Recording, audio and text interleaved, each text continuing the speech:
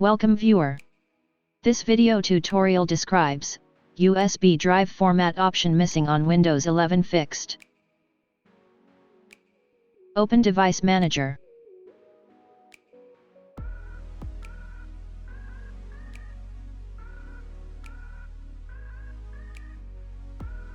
Uninstall USB device driver.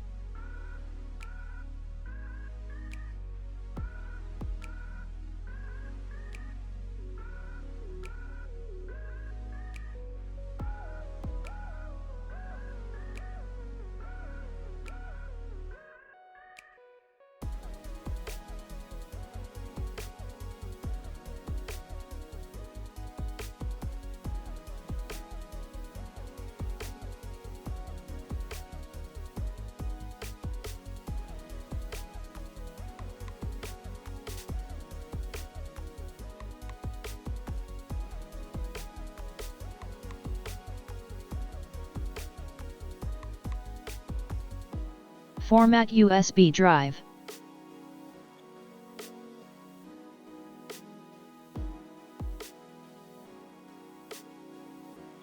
I hope this tutorial helps to you. Please like, share and don't forget to subscribe our channel. Thank you very much. See you next video.